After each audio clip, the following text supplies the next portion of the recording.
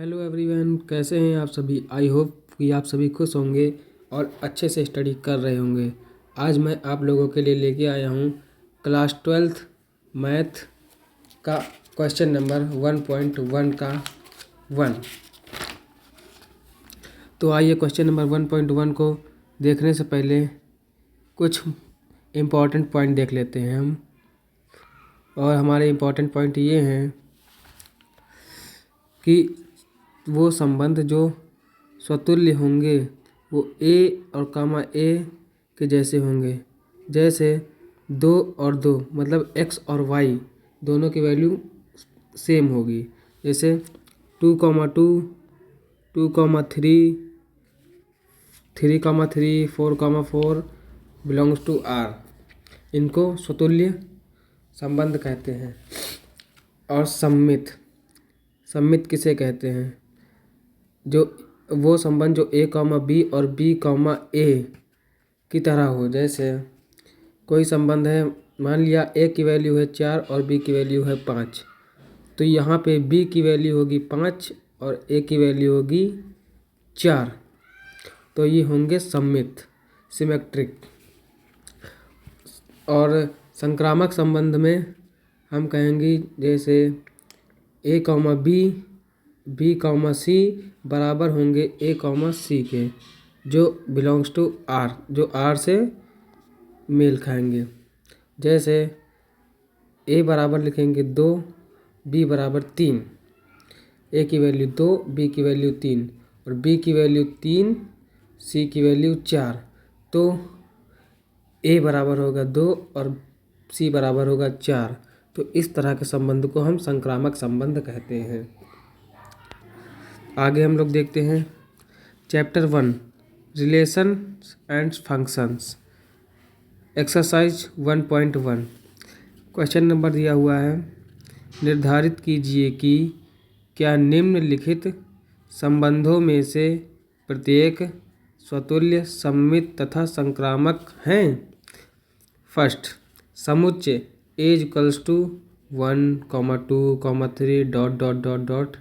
13, 14 में संबंध R इस प्रकार परिभाषित है कि R इक्वल्स टू है ब्रैकेट के अंदर x, y ratio 3x - y equals to 0। तो इस क्वेश्चन को हम कैसे सॉल्व करेंगे? इस क्वेश्चन को हम सॉल्व करेंगे, पहले हम लिखेंगे क्या दिया हुआ है। तो हमें क्या दिया हुआ है? सबसे पहले हमें दिया हुआ है a इक्वल्स टू 1, 2, 3 ...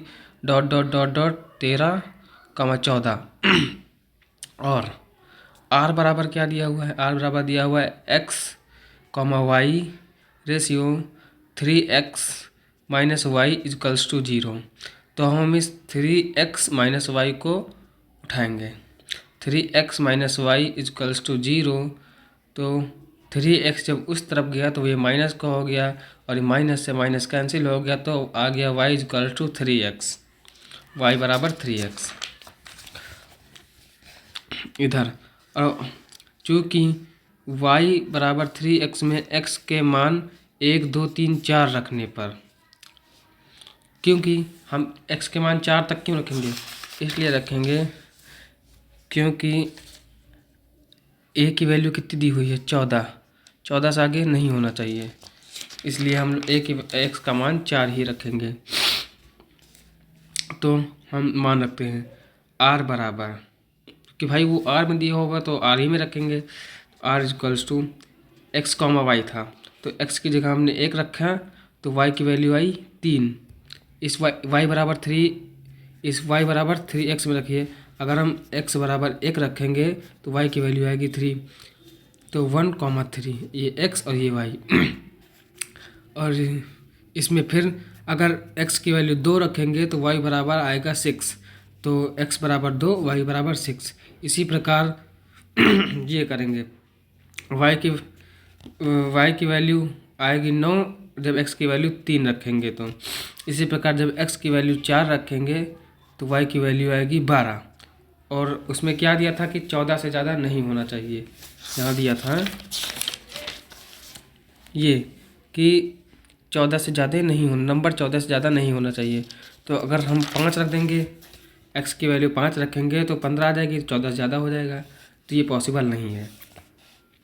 तो अब हम देखेंगे इसमें स्वतुल्य कौन है। तो स्वतुल्य के लिए हमने क्या बताया था, a, के जैसा होना चाहिए, r जो है a, से बिलोंग करना चाहिए। तो इसलिए एक इसमें देखेंगे हम, इसमें r, कहीं दोनों संख्या सेम नहीं है, a, जैसी संख्या नहीं है, तो इसलिए r not belongs to a, तो यह समतुल्य नहीं है। सममित के लिए क्या कहा था, चूँकि a, b और b, a equals to r के बराबर होगा, अतः इसमें हम देखेंगे कहीं भी कोई बराबर नहीं है, कोई भी a, b या b, a के जैसा नहीं है। तो अतः हम लिखेंगे r not belongs to a, b और b, a, तो यह सममित नहीं है। और संक्रामक के लिए हम क्या करेंगे, a, b और b, c equals to a, c belongs to r, यानी कि जो a, b है और b, c है वो a, c के बराबर है और r से बिलोंग्स करता है। चूँकि इसमें कहीं भी ऐसा कुछ भी नज़र नहीं आ रहा है, इसलिए r not belongs to a, b और b, c equals to a, c, अतः यह संक्रामक नहीं है। आई होप कि ये क्वेश्चन आप सभी को समझ में आ गया होगा। अब मैं आपसे विदा लेना चाहता हूँ।